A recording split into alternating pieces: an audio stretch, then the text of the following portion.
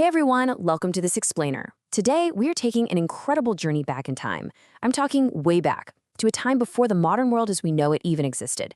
We're going to dive into one of the most fascinating, and honestly, kind of controversial stories in all of human history, the cross-cultural phenomenon of the Great Flood. I want you to close your eyes for just a second. Picture exactly where you're sitting right now. The streets, the buildings around you, even the peaks of the tallest mountains you can think of. All of it, completely submerged underwater. No forests, no dry land at all. Just this endless, raging expanse of ocean stretching as far as the eye can see, with only a single massive wooden ark bobbing on the waves, carrying the literal last hope for humanity. I know, it sounds exactly like a Hollywood disaster movie, right? But the crazy thing is, this image is actually burned into the deepest memories of our ancestors. And here is where it gets absolutely mind-blowing. This story, it doesn't just belong to one place or one religion. From ancient Hindu scriptures over in India, to the Bible and the Quran in the Middle East, all the way across the globe to the indigenous civilizations of the Americas, they all share this almost identical memory of a drowned world. So we really have to ask ourselves, how on earth could cultures separated by massive oceans and thousands of years remember the exact same apocalypse? Is this just one giant global coincidence, or are we looking at a forgotten catastrophe that our ancestors actually lived through? Okay, let's play detective for a minute and look at the clues.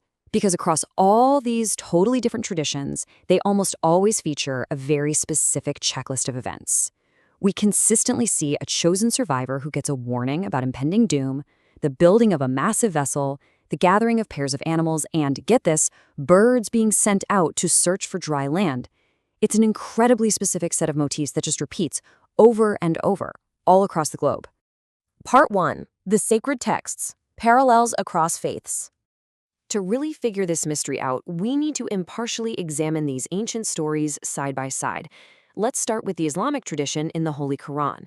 It tells the story of Prophet Nuh. Now, he patiently preached to his people for a staggering 950 years, trying to get them to turn away from corruption. After centuries of being totally ignored, Allah tells him to do something that must have looked completely insane at the time. Build a colossal ark, right there on dry land. I mean, picture the scene, right? You're building a massive ship miles from the ocean. Naturally, the wealthy and powerful people mocked him relentlessly, basically asking, "Why are you building a ship in the middle of nowhere?" They completely brushed off his warnings. But none just stayed patient, waiting for the promised sign, which was water literally bursting up directly from the earth. And once that happened, torrential rains poured from the sky, and the deluge began. But there's a really heartbreaking human element to the chronic account, too. As the floodwaters started rising fast, Nuh's own son actually refused to get on the ark. He trusted his own logic, thinking, "Hey, I'll just climb a mountain, I'll be fine," totally ignoring his father's desperate warnings. Tragically, he was swept away before the ark eventually came to a safe rest up on Mount Judy. It's a really powerful narrative about human hubris going up against nature. Now watch what happens when we jump over to Hindu tradition, specifically in ancient texts like the Matsya Purana. The hero here is Manu, the ancestor of humanity. He rescues this tiny fish, which actually turns out to be Matsya, an incarnation of Lord Vishnu. And just like Nuh, Manu gets a warning to build a giant boat.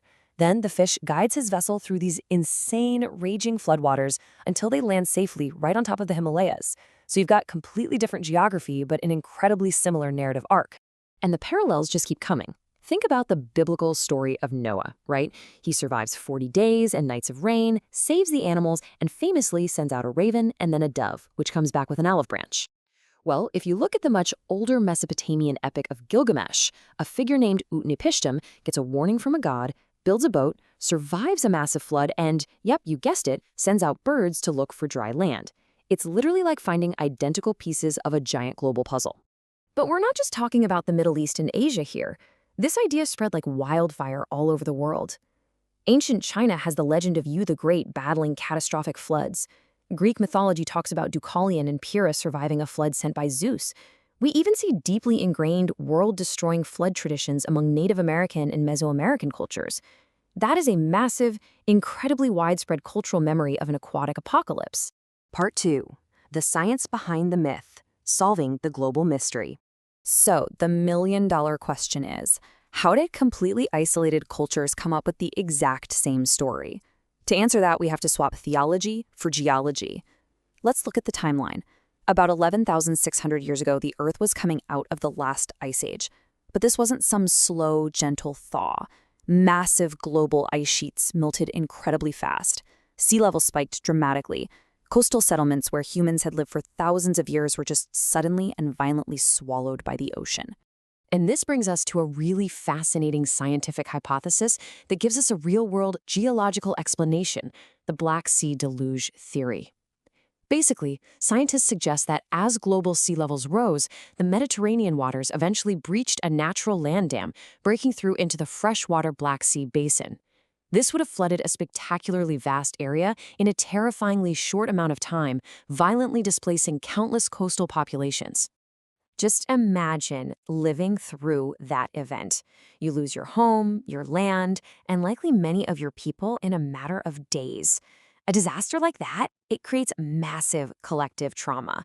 And as those terrified survivors fled as refugees into new regions, they carried that trauma with them.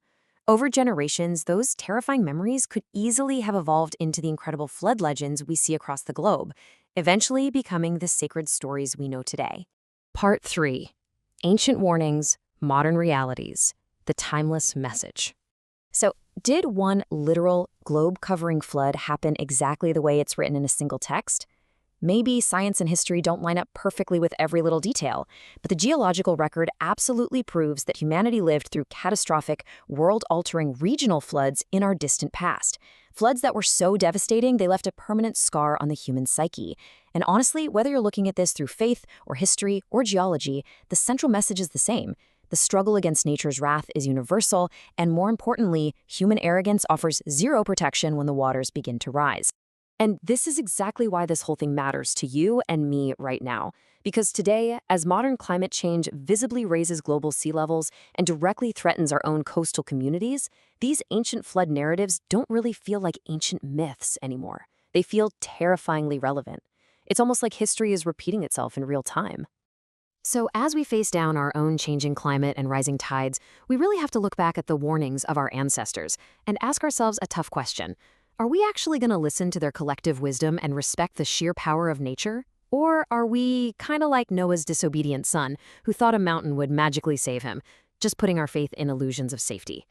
Definitely something to think about the next time you look out at the ocean. Thanks so much for joining me for this explainer, and I'll see you in the next one.